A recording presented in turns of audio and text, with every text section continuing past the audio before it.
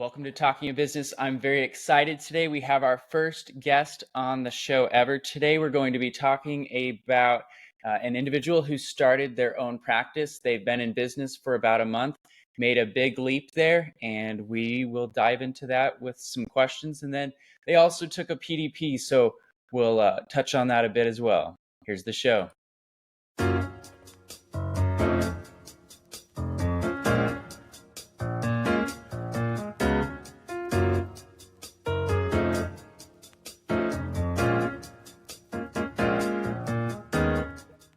Alrighty, guys, welcome to Talking of Business. My name is Jordan Disberger, the host of Talking of Business, joined by me with my co-host, my dad, Russell Disberger. How you doing, Dad? I'm doing well. I'm excited to have our first ever guest. I am also very excited. And so without further ado, I will go ahead and introduce our guest today. So today we have Michael Schiferl, who is an LCMFT. He is a therapist and the new and only owner of Trailhead Counseling Services located in, is it Overland Park, Kansas? Overland Park, yeah, in Kansas, Corporate Woods. Overland Park, Kansas. And Michael specializes in treating men struggling with trauma and anxiety disorders using EMDR. In his spare time, Michael enjoys climbing and hiking. And just a side note, Michael and I are very good friends. So I'm very pleased to have you on the show. So without further ado, Michael, everyone. Hey guys, thanks for having me. I didn't know we had a live studio audience here. That's right. So yeah, thank you for joining the show, Michael. We wanted to really break into having guests, and I think you're prime for some great topics here. One of the scariest things that I could possibly think of doing is what you just did in the past couple of months. And so, first off, but before we dive into some of those questions, how did you handle the nerves of going from working for an employer to jumping into your own practice?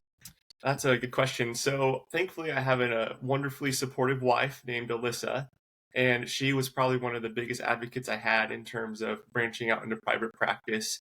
As we were just kind of talking about the type of lifestyle we wanted, how we want to raise our kids, what we want like family time to look like, we just decided that, the flexibility that a private practice offers is going to be the best fit for our family. And so in the moments where I'm discouraged or when I've been nervous, she's reminded me, there's a lot of good reasons we're doing this, and it's going to work out. So she's been a huge factor in that. Absolutely. No, I think that's great. Having a support system, especially going through something as big as that, is huge. Yeah. So we'll dive into some of our first questions here, and I know I gave you a little hint as to what we'd be asking, but offshooting of that, my dad and I will have some other topics or questions that we might throw out at you. So the first thing I briefly touched on what your business emphasizes, but what is the purpose of your business? So the purpose of my business, so just I guess as a Christian, first of all, it's to glorify God. So that's the number one thing I'm trying to base my business off of. Second, it's to serve men who are struggling with mental health disorders, mainly trauma or anxiety disorders. So I have a real just kind of heart for men, men's mental health, and just men who are struggling. So want to serve them and help them to live life to the fullest. And then three, it's to provide for our family, to kind of provide the lifestyle that we're wanting to live. So we can homeschool our kids, so my wife can stay home with our kids and provide for their needs. My dad and I know a thing or two about being homeschooled. Were you homeschooled, Michael? I wasn't. My wife was. So that's kind of been a big driving factor. So. That's fair. What was that hard to get you around the corner on deciding that you wanted to homeschool your kids as well? It kind of was at first, but then when I met people like you who were homeschooled and turned out really well, I was like, okay, there's not all the stereotypes are true. And then just, not to get too political, but just hearing about some of the things that are going on in the public education system, I think we want to be the biggest influence in our children's lives, not a not a stranger. There's a lot of good teachers out there, but we just kind of want to make sure we know what our kids are being taught and how they're being raised. So. Yeah, I know that my dad faced quite a bit of resistance from me growing up, with me not wanting to be homeschooled from time to time. But I will tell you that I'm very glad that I was, and glad that you pressed that upon me, Dad, against my will. So, You well, weren't that bad. well, I know I wasn't, but I wanted to. I wanted to go out there and have friends. I'm a high extrovert. Yeah. So we'll jump to the next question in your business. Where do you see your business in 10 years, Michael? So this is funny, Russ. I don't know if you remember, but you and I had a phone conversation. I don't even remember when, several months ago. And you had said, I think you'd asked me the question, do you want to be a private practice owner, like a solo practice, or do you want to do a group practice? And at first I was like, I just want to be a one-man show. I don't want the extra pressure of a group practice. But just as the business has evolved, even over the past just few months, the end goal is to have this being a group practice. So what that looks like is I'm the owner of Trailhead Counseling, and then there's several other clinicians working under me in the umbrella of Trailhead Counseling. So I'm in charge of getting them clients, taking a percentage of what they make per session to help pay for the overhead, and also to provide some passive income for me. One of the hard things about being a therapist is that it is completely dependent upon you being able to show up and have a session with your clients. And so if there were, a reason I couldn't show up to have sessions anymore, our income would just tank. And so having that kind of system in place where I'm making a profit off of other therapists is, I think, a really wise move. No, I think that's great, and I think that's fantastic that you were able to come to that resolution even after some initial resistance in your mind that, I don't want that extra stress. And Well, so why would you have wanted to be a single practitioner? I mean, you explained the benefit of the group, Mhm. but why did you go to the single practitioner originally, so that the studio audience can understand? Yeah, so I think at first it was just one of the hardest things about running a practice is getting enough clients. And so thinking about how am I going to provide enough clients for myself, let alone a bunch of other people who are working for me. And so the more research I've done, the more other therapists I've talked to, I've learned there's a lot of different ways to um, really boost the number of clients who are calling and converting into sitting in your office. So just having more confidence that, hey, this is something you can do it is possible to get enough clients to support myself as well as several other therapists. So what made you decide to do the group other than the income stream, so that you're not totally reliant? I think too, just the opportunity to invest in other therapists. So one of my kind of like clinical goals is to become a supervisor. So being a therapist who trains other therapists. And so I think just being able to, teach younger therapists how to be good trauma informed therapists was one. And then two, just the camaraderie that provides. So when you're working by yourself, I think any therapist in a solo practice will tell you it can get pretty lonely pretty fast. Not having people to bounce ideas off of, kind of only talking to your clients every day. So having the camaraderie of other therapists who kind of have the same mindset as me would be awesome too. no, that's I think that's fantastic logic, and more noble reasons other than just the better income stream. Yeah, Not income's a that that's a pretty bad big one reason. though. I agreed. So two questions with that. So you faced some obstacles and may still be facing some obstacles currently as a new practice. So let's touch on some of those, but then what additional obstacles do you see over the next 10 years as you want to progress into a group practice that's growing? So currently, I'm sure you guys are somewhat familiar with SEO, but trying to figure out just the odds and ends of SEO, keywords, all these sorts of things to get my page or my website on the front page of Google. So there's a ton of information to take in. And so trying to balance that as well as case notes, clinical work, treatment planning has been one of the big challenges that I'm facing right now. Thankfully, my caseload is a little bit lighter right now since I'm still fairly new to the practice. And so I've had more time to do like blogging, try and be on guests on podcasts like this one, to help boost the SEO. But that's been just a huge learning curve for me, is trying to figure out just the whole mystery of what that is and how to use it effectively. And moving forward, if you were to be that group practice, is SEO the only barrier that you see that you're going to struggle with? I would say, there's probably a lot that I don't know, but right now that would be the biggest one. I think, because that's just how you get enough clients to support myself and other clinicians. So that would be probably number one that I see right now. Again, there's probably a lot that I don't know about owning a group practice currently, but right now that's the big challenge I see. Yeah. So it sounds like your obstacle right now isn't necessarily just SEO. It's, I want to get a bunch of clients in the door. And one of the main ways of getting clients in the door is to step up your digital presence. And one of those streams is SEO. There are other avenues you can go down to try to convert more clients. So I think the idea there is that you'll get that figured out pretty quickly over the next year or two. And so that's likely not going to be an obstacle over the next 10 years as you bring on someone. Mm-hmm. Are you so the next step there is that you're going to have a large workload, and then you're going to make a decision of, oh, hey, I need to bring someone else on. Mm-hmm.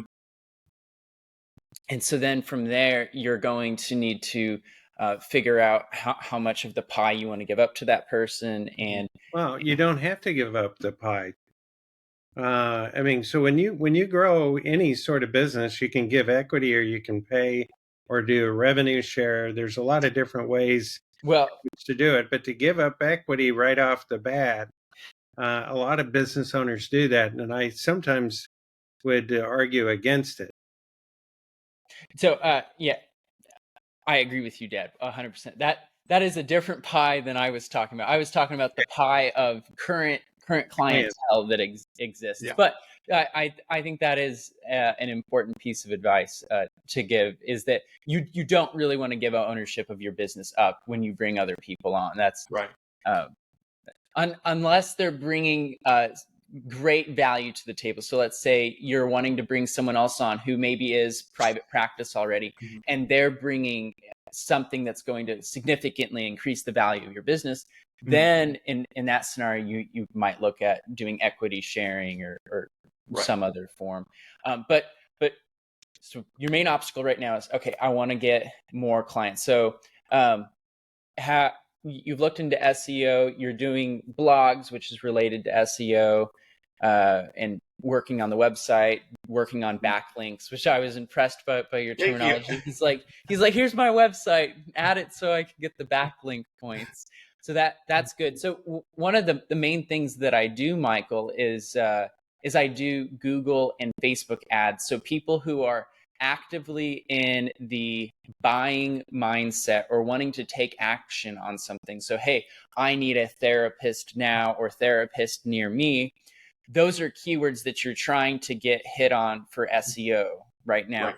And there are people who are paying for ads on those right now. So it doesn't matter if you become the first person on the page, they're there immediately. So ads are the number one way of getting an immediate result. And if you know how to build them right, and then also retarget people so that you're not just being seen once on that initial search, you're being seen 10, 12 times, to the point where your brand is in their face and they actually take the action on your website and set up maybe that first appointment. And you do have a cool thing that you do on Fridays to try to get new clients. You want to talk a little bit about that? Yeah, so one of the things I do is called Free Fridays, and that is every month I just open up my office to do free 1-hour consultations with people who are struggling with their mental health. Maybe they have like a child or a spouse who's struggling with mental health. Maybe they're on a wait list to see a therapist, and they just need to get into someone who can kind of triage some of their symptoms, give them some really quick and easy coping skills until they can actually have a session with the therapist. And so, yeah, I think main he's idea beginning to behind that freeze is to on us, serve Jordan. people. Yeah, Mental health is I something wasn't that sure if not that was everyone cut has out for access to, everyone so or trying to just make that us. accessible to everyone in the best way that All I right, can. well, And then two, like we'll you wait said, for Michael to using that to help reconnect you. hopefully convert But some of them I'll go into down a like little bit of permanent a clients. tangent regarding, hiring the next what's that? individual and duplicating himself.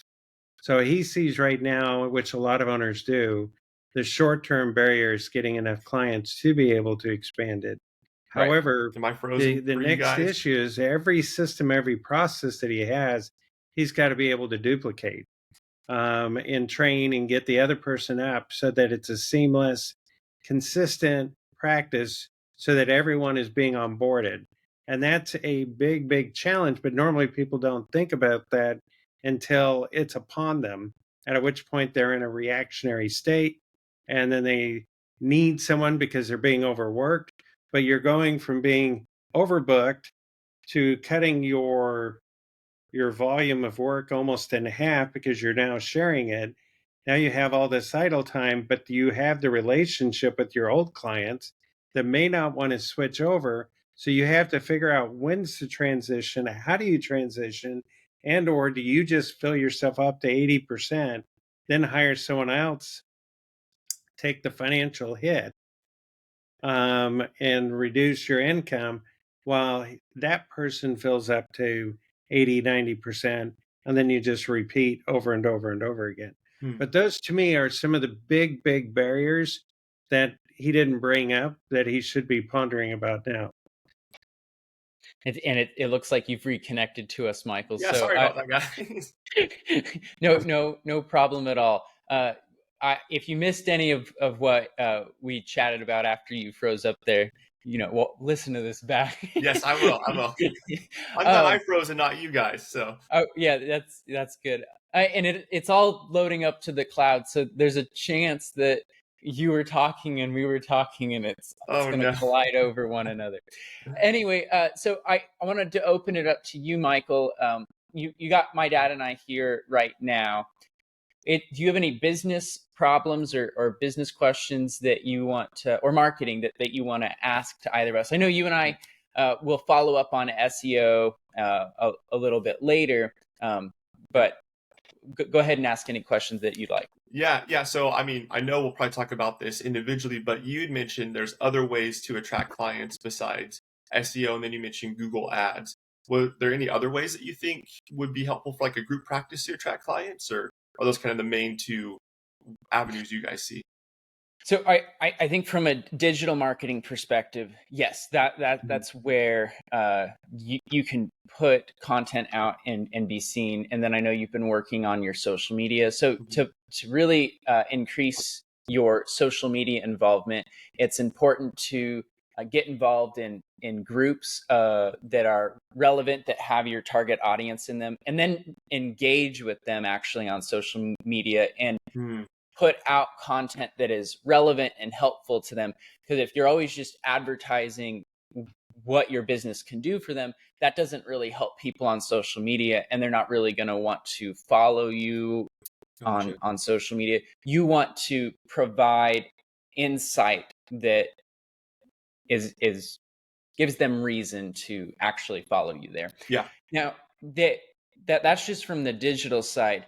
Wherever your target audience is, you can go and put content out there. So if there are magazines that go out to Overland Park for health, I know there's a lot of neighborhood magazines. If you really do research on your target demographic and find material that they take a look at, newspapers still work, postcards still work, magazines still work. They work as long as you are putting it out to your target audience. If you're putting it out just to anyone, you're not going to convert as well. And then what I would suggest on top of that is whatever you do decide to do from a marketing perspective is you want to be tracking the performance of that, whether that be with URL tracking information that you can put on QR codes that you put on a magazine or a newspaper or a postcard. and then you can see, okay, how many people actually came back. I think that's important. Another important thing would be whatever advertisement or piece of marketing material that you put out, that you have a very relevant landing page on your website that's built to convert. So if you put out something for your free Fridays, your landing page needs to talk about the free Fridays and really only that, and drive the user on that page to actually convert and sign up for the free Friday. You don't want to just throw them to your homepage and say, hey, you were interested in that. Now go figure out what you want to do now that you're here. You're not going to convert as many people that way. Go ahead, Doug. Doctors, lawyers, counselors, consultants, professionals, CPA firms typically are referred to. And people will ask, who should I go to? So one of the things that you need to do or should do is come up with a list of referring agents, people that are raving fans of yours that will probably send 5, 10, 12, 20 people to you every year. And you need to invest heavily by taking them out for coffee, lunch, what have you, so that they know what you're doing and you thank them continually for each referral. But normally you need to develop your feeder of referring agents is one of the first things that I would do. Your digital realm and everything else is going to act as a supporting arm. But to me, at least in the counseling consulting arena, it's about that relationship, somebody that knows you that can speak firsthand. Because there's a lot of things that we see online that's a noise. And so I would see your digital presence is needed, but I would say what's most important is your referring agents. That's even more important than the digital aspect. Oh, right. Absolutely. Yeah. There are several other practices that my dad and I have actually helped, and that is the main driving factor of their steady flow of clientele that comes in. And so that's a completely different demographic of individuals that you need to go and connect with. You need to go figure out, okay, hey, how can I take this person out to coffee, or where do these people hang out, or how can I start to network with these individuals who I want to be referring. So, I mean, everything from attorneys, divorce attorneys, you can be talking to church leaders, you can be talking to individuals in the police department. Okay. You can think through just a lot of different areas, but you have to think through, again, your target audience. Well, and you want to make sure that they can pay too, though. Yeah, you want to make sure they can pay, but then also that they share the values with you. Your practice is definitely based on your faith as well, and so you want to make sure these referring agents have that, because you want to make sure that meshes, because it's such a critical aspect of what you offer. Sure. So I do briefly want to touch on your PDP. Dad, if you can give a 2-minute summary to Michael, or ask him questions on his PDP after you've taken a look at it. I know he is one major shift that may be causing stress that we may want to touch on. Well, and this has a 4 to an 8 week lag, and you've been in business a month. And so a lot of the stress that we're seeing, Jordan, is probably prior to, and it's probably during the process of ramping up, which is when your extroversion was going down and you were trying to be more objective with everything that you're doing, almost taking the emotion out of it and trying to look at it. But a lot of times an entrepreneurial behavior style is in part the opposite of who you are. And so the ability or the desire to take risk, early on you talked about your wife, was kind of the encouraging.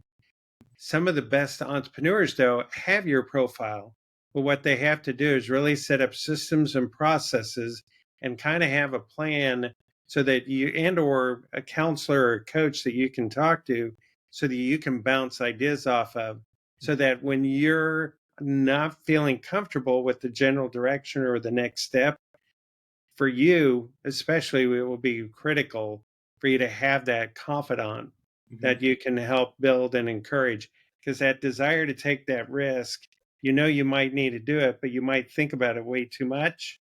And so the sense of urgency in establishing that plan would be key for you. Mm-hmm.